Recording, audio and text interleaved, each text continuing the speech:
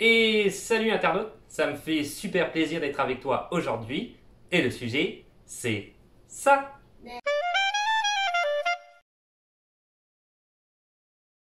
Alors aujourd'hui, une nouvelle vidéo sur l'actualité du déconfinement au Canada et en fait plus particulièrement au Québec.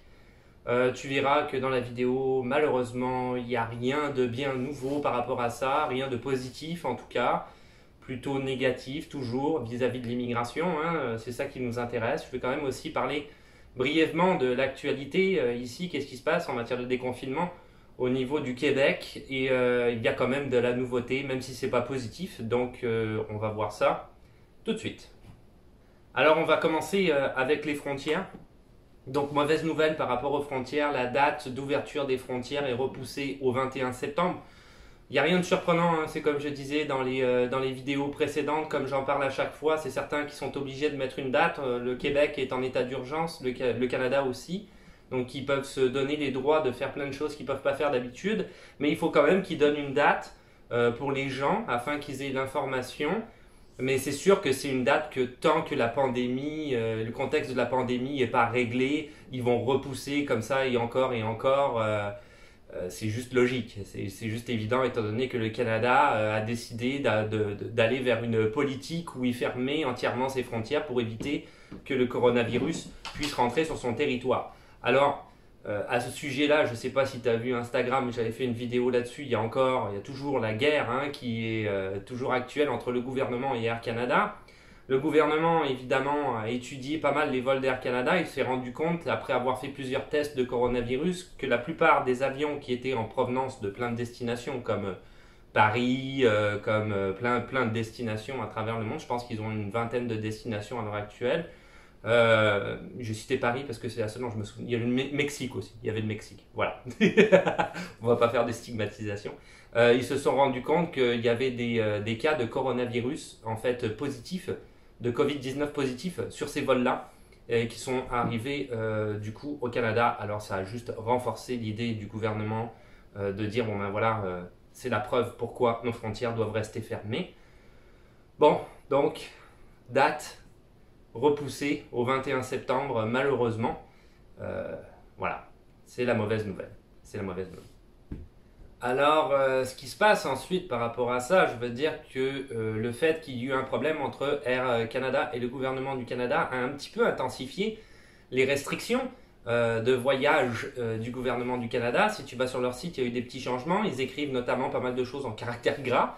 Donc, ils ont l'air de pas mal insister. Je vais faire des rappels. C'est toujours des choses qui existent. Il n'y a pas eu de changement à ce niveau-là, ne t'inquiète pas. Mais ils ont juste mis en caractère gras certaines zones pour être sûr que les gens comprennent bien, je pense. Donc, je vais te rappeler quand même, parce qu'ils le rappellent maintenant sur le site du gouvernement, les personnes qui peuvent entrer sur le territoire canadien sont les citoyens canadiens, les résidents permanents, le personnel essentiel. Alors, il y a des gens qui me demandent c'est quoi le personnel essentiel? Ben, c'est uniquement, tout simplement, en fait, le personnel essentiel dans la crise du coronavirus, c'est-à-dire le personnel médical par exemple qui œuvre en ce moment, donc des préposés aux bénéficiaires par exemple aussi, ou également le transport de marchandises entre pays, l'importation de marchandises qui est nécessaire pour qu'on puisse vivre ici au Canada, puisque tous les pays à l'heure actuelle fonctionnent pas mal avec l'import-export au niveau des marchandises. Ça fait partie du personnel essentiel. Le personnel essentiel, c'est quand même quelque chose qui est vraiment dans le détail par rapport au gouvernement du Canada. Ils savent exactement quelle personne peut rentrer et quelle personne ne peut pas rentrer. Ça ne concerne absolument pas les gens qui ont décidé d'être en processus d'immigration, se disant qu'éventuellement ils vont devenir du personnel essentiel. Quand ils parlent de personnel essentiel, c'est du personnel essentiel, mais maintenant, ok, à l'heure actuelle.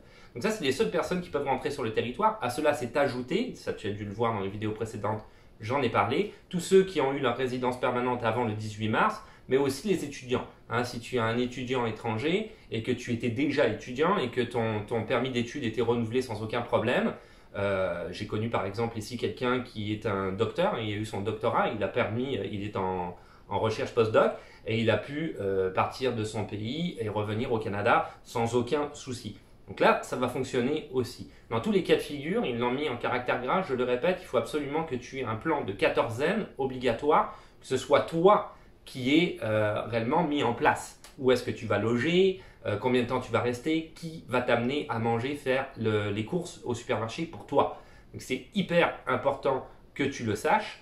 À l'heure actuelle, ce qu'ils écrivent sur leur site internet, j'ai répondu à pas mal de personnes en ce sens-là. Si tu as ton permis, c'est ça qu'il faut faire très attention par rapport au gouvernement du Canada. Si tu as ton permis d'études valide, mais qui n'est pas d'avant le 18 mars, donc tu as obtenu ton permis d'études à l'heure actuelle, ils disent que potentiellement tu peux rentrer, n'est-ce pas, sur le, n'est-ce pas, je parle en homme maintenant, sur le territoire canadien. Mais dans les faits, ils sont très très frileux. Les douanes à faire rentrer des gens de l'extérieur, c'est vraiment au compte-gouttes et encore plus avec le problème qu'il y a eu avec Air Canada et les cas de coronavirus sur leur vol. Donc ça veut dire que même si ton permis d'études est valide, que tu as ton plan de quatorzaine et que tout fonctionne, c'est pas dit que tu puisses rentrer. Peut-être que tu vas pouvoir rentrer, peut-être que non.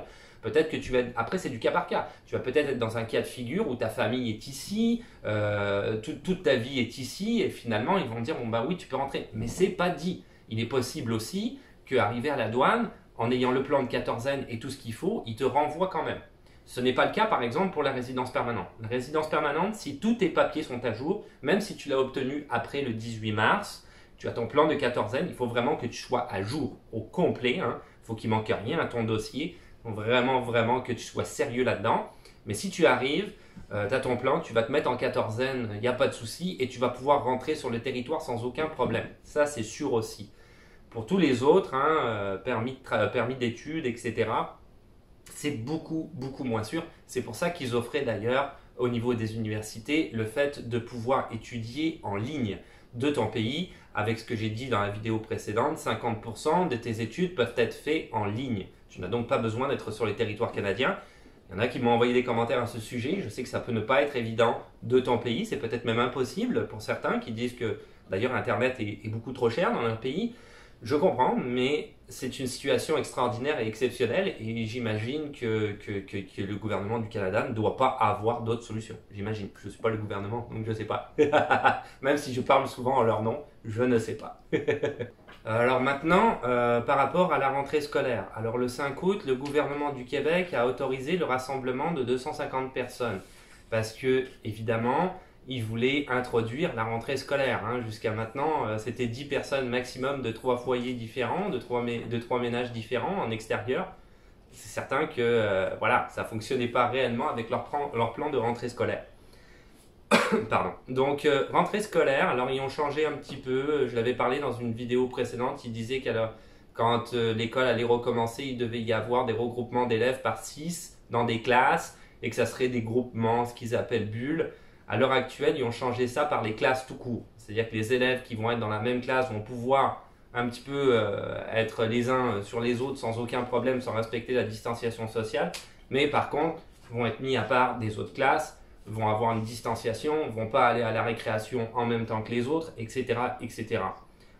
Au niveau du port du masque, ce n'est pas obligatoire à part pour les 4e et 5e années au primaire. Donc ça veut dire des élèves, je te renvoie d'ailleurs à la vidéo sur l'école primaire si tu veux savoir comment ça fonctionne ici l'école. J'ai fait plusieurs vidéos sur ce sujet-là si tu veux savoir comment fonctionne un petit peu l'école ou les études ici au Québec. Il y a plein de vidéos sur la chaîne. Mais bref, ça correspond à peu près à l'âge de 11 ans, 4e et 5e, non 5e et 6e, pardon. 5e et 6e, je dis n'importe quoi, 5e et 6e année du primaire, donc ça correspond à peu près à partir de l'âge de 11 ans, sont obligés de mettre le masque, les autres ne sont pas obligés parce qu'on dit que les enfants qui sont en bas âge ne seraient pas potentiellement vecteurs de contagion au niveau de ce virus. Je ne suis pas médecin ou scientifique, j'en ai aucune idée, mais c'est ce que le gouvernement affirme. 4e et 5e secondaire, donc là à l'école secondaire, vont avoir la possibilité de faire l'école une journée sur 2. 50% du temps en fait à la maison et port du masque obligatoire pour toute l'école secondaire naturellement. Alors il est certain que tout ça est un petit peu aléatoire et un peu bizarre parce qu'ils parlent par exemple des classes bulles qui disent qu'ils ne peuvent pas communiquer entre eux pour éviter la propagation du virus. Donc les classes vont rester ensemble. Moi je veux bien, mais dans ces classes-là, il y a des élèves qui ont des frères et sœurs qui sont plus grands. Donc déjà on voit que ça ne tient pas la route, ils ont des amis. Et en plus, au niveau du service de garde, ils vont tous être mélangés. Donc je ne vois pas trop finalement l'objectif de les séparer en classe quand de toute manière, à certains moments de la journée, ils sont de toute façon mélangés. Je ne sais pas. Ça me paraît un petit peu étonnant. Beaucoup de gens disent ici que c'est simplement pour faire repartir l'économie et que l'école servirait de service de garde parce qu'il y a beaucoup de monde. qui ont du mal à travailler et à garder leurs enfants en même temps, ce que je comprends tout à fait, c'est tout à fait normal, c'est tout à fait... Mais d'un autre côté, on est aussi en cas de crise, hein, c'est une crise quand même mondiale assez extraordinaire, hein, c'est un petit peu comme la guerre mondiale qu'on a eue, c'est pas comparable, mais je veux dire c'était une crise aussi, voilà, bon, c'est une crise mondiale. Alors en tant que crise mondiale, on fait des choses qu'on ne fait pas d'habitude, c'est certain, et on essaye de s'arranger, j'imagine aussi. Donc, bon, je pense que moi, d'après moi, l'ouverture des écoles, c'est sous pression populaire très certainement. Donc, est-ce qu'elles vont rester ouvertes? C'est à voir, mais si tu as des enfants qui arrivent ou si tu immigres bientôt ici au Québec, c'est ça les nouvelles règles si tu ne le savais pas. Alors, autre fait d'actualité qui est quand même relativement important, c'est la régularisation du personnel de soutien médical dans les hôpitaux, les cliniques, etc., qui étaient en fait des demandeurs d'asile pour la plupart, des réfugiés pour certains, qui attendaient leur résidence permanente. Et le gouvernement a décidé finalement, sous pression populaire, de leur donner la résidence permanente plus rapidement, étant donné que ce sont des gens qu'on dit qui se sont sacrifiés, et c'est vrai d'ailleurs, ils se sont sacrifiés carrément, pour le bien des autres, hein, parce qu'ils étaient en contact direct quand même avec la maladie. Donc ça a été quand même un gros tollé parce que le gouvernement ne voulait pas leur donner la résidence permanente et finalement il y a une pression populaire que je trouve très juste où on a dit, où on a affirmé, regarde ces gars-là, ils sont quand même risqués leur vie, leur famille, ils ont une famille aussi, ils n'étaient pas obligés de venir travailler. Ils sont venus travailler, ils ont risqué, ils étaient en contact direct du virus, la moindre des choses c'est qu'on régularise leur situation. Alors, évidemment, le débat s'est un petit peu élargi parce que le gouvernement a dit mais ça va être uniquement pour les gens qui étaient au contact des patients. Donc ça ne comprend pas, par exemple, le personnel d'entretien ménager qui travaille dans le même établissement ou les gardiens de sécurité qui travaillent aussi dans le même établissement, qui sont des gens qui quand même travaillaient dans une clinique qui était spécialisée sur le traitement du coronavirus. Donc on s'entend que ce sont quand même des gens qui sont régulièrement, encore plus le personnel d'entretien ménager, sont des gens qui sont quand même régulièrement en contact avec le virus. Peut-être qu'ils mériteraient aussi que leur situation soit régularisée selon moi. Ils donnent beaucoup, ce sont des gens qui sont volontaires, qui travaillent beaucoup pour la communauté québécoise. La moindre des choses, c'est que d'après moi, on puisse les faire bénéficier de la résidence permanente et de dire, regarde, tu as tellement donné pour la communauté, on t'intègre chez nous, ça vaut la peine. C'est la moindre des choses. Donc le gouvernement Legault, d'après moi, il n'en est pas là. Mais d'après moi, il faudrait vraiment qu'ils prennent les devants et qu'ils prennent cette décision de régulariser tous ces gens-là, peu importe le métier qu'ils faisaient dans ces cliniques-là. C'est mon opinion. Mais c'est encore un débat. Je terminerai avec les demandes de parrainage. Je sais qu'il y a beaucoup de monde qui sont dans cette situation-là à l'heure actuelle. Ce n'est pas une situation facile. C'est des gens qui sont en attente des papiers et que la longueur administrative est insupportable. Celle évidemment du service d'immigration, ça a absolument aucun sens, honnêtement, ça fait aucun sens, c'est complètement stupide de leur part. Je pense que c'est des gens qui devraient être pris en priorité étant donné que de toute façon leur papier arrive à terme, donc pourquoi comme ça faire durer les choses? Alors le gouvernement du Canada ne répond pas beaucoup par rapport à ces plaintes, mais il faut te dire que ça bouge quand même dans le pays si tu es pas au courant, c'est toujours au ralenti, ça fonctionne toujours très mal. Mais il y a un mouvement qui a été créé qui s'appelle Famille en instance de parrainage familial du Canada touché par la Covid-19. Donc ce mouvement-là a fait des manifestations en date du 8 août notamment. Quand même, ils ont réussi à s'organiser parce qu'ils étaient présents à la fois à Ottawa, Toronto, Edmonton, Vancouver et Montréal devant les sièges de l'immigration. Ils essayent de taper fort, ils font ce qu'ils peuvent. Ils ont envoyé 40 000 lettres, c'est quand même pas loin, pas mal 40 000 lettres, hein, à Justin Trudeau, mais aussi au ministre de l'immigration canadienne, donc au fédéral, Marco Mendicino. Pas de réponse à ce niveau-là. Ils ont donné aussi une idée, l'idée d'une proposition de la création d'un visa de résidence temporaire spécial pour les gens qui ont été parrainés, par exemple, par leur conjoint, conjointe, et qui pourraient du coup avoir une réunification familiale. Il faut te dire une chose, c'est qu'il y a énormément de gens, quand tu es au Québec et tu es parrainé, c'est un petit peu plus long le processus qu'au Canada, parce que par exemple au Québec, à la fin de ton processus se rajoute le CSQ, le certificat de sélection du Québec, qui pour la plupart de ces gens-là, normalement c'est à peu près 25 jours hein, pour l'obtenir, et la plupart de ces gens-là, c'est de 5 à 6 mois qui attendent leur CSQ qui n'est toujours pas arrivé. Donc on voit qu'il y a du cafouillage au niveau du gouvernement, c'est entièrement la faute du gouvernement, c'est inadmissible. Le gouvernement devrait prendre les devants. Il y a des gens, j'ai lu des témoignages, il y a des gens qui n'ont même pas pu voir leur enfant naître, hein, alors que voilà, ils sont parrainés, ils pourraient venir ici et passer du temps avec leur famille. Leur famille ne demande que ça de les voir. Donc là, le gouvernement, vraiment, il y a quelque chose qui ne fonctionne pas. Je sais que ils prennent comme excuse le gouvernement, la lenteur administrative, etc., le coronavirus. Bon, nous, on peut pas faire grand-chose. On est obligé de subir toujours le gouvernement, c'est toujours ça. Hein. On est en dessous du gouvernement, peu importe dans quel pays on vit, on le subit. Il faut dire ce qui est. De temps en temps, le gouvernement fait des bonnes choses pour nous, pas tout le temps. Et là, on voit que par contre, ça fonctionne pas du tout. Il faut que le gouvernement, d'après moi, se reprenne en main.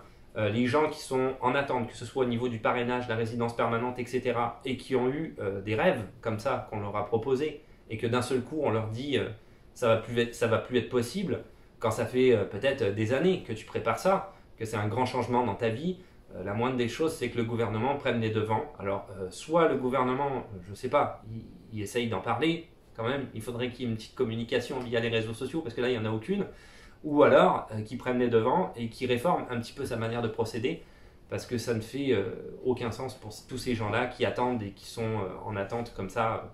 C'est invivable, d'après moi, c'est inhumain. C'était mon petit message de soutien à l'immigration personnel. Et voilà, c'est tout pour aujourd'hui. Donc tu vois que la situation, malheureusement, j'amène pas des bonnes nouvelles, j'amène jamais des bonnes nouvelles en ce moment, mais c'est pas moi qui choisis les nouvelles à ce niveau-là. D'où le journal des bonnes nouvelles, comme je disais la dernière fois. Mais il faut te dire aussi qu'à l'heure actuelle, on le lit un petit peu partout, les hôpitaux, etc., essayent d'employer un petit peu plus de staff, même s'ils ont du mal, parce qu'ils ont beaucoup de mal à ce niveau-là. Ils attendent carrément la deuxième vague, c'est le retour des vacances. On sait qu'il y a beaucoup de monde qui ont été infectés à l'heure actuelle. Il y a des régions où les cas ont augmenté, même si les cas diminuent, parce qu'il faut un certain temps pour qu'on ait en fait le résultat des tests. Et évidemment, la rentrée scolaire risque d'être catastrophique. Hein. Il y a beaucoup de gens dans le personnel médical qui s'y attendent. Qu'éventuellement, d'ailleurs, les écoles vont refermer. Et de toute façon, le ministère de l'Éducation a déjà dit qu'il y avait un plan pour l'école à distance. Avant même que l'école ait commencé, il y a déjà un plan qui est effectif pour l'école à distance si jamais tu veux faire l'école à distance. Petite parenthèse d'ailleurs à ce niveau-là, très rapide, j'ai oublié d'en parler tout le temps, hein, c'est des conclusions longues, désolé.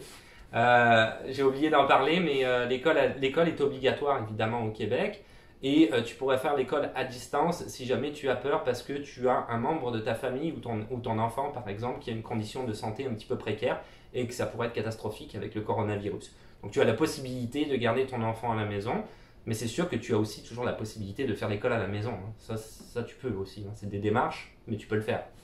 Donc voilà, je terminerai là-dessus. On attend de voir ce que donne la seconde vague. Mais avec la deuxième vague, c'est sûr que l'immigration, ça sera absolument pas bénéfique. Ça s'en va en fait vers le négatif, clairement. À moins qu'on trouve un vaccin et que tout s'arrange d'ici là, on verra ça. Après, pour le reste, si tu veux laisser un petit pouce bleu, parce que ça fait toujours plaisir. Deux petits pouces bleus, ça fera encore toujours plaisir. Plus plaisir. Des questions, des suggestions dans les commentaires. De ne pas oublier de t'abonner, parce que c'est plus facile de savoir quand est-ce qu'une nouvelle vidéo va sortir. Le compte Instagram qui existe toujours et que j'actualise. Et puis on se dit à la revoyure. Ciao, bye. Na, na, na, na.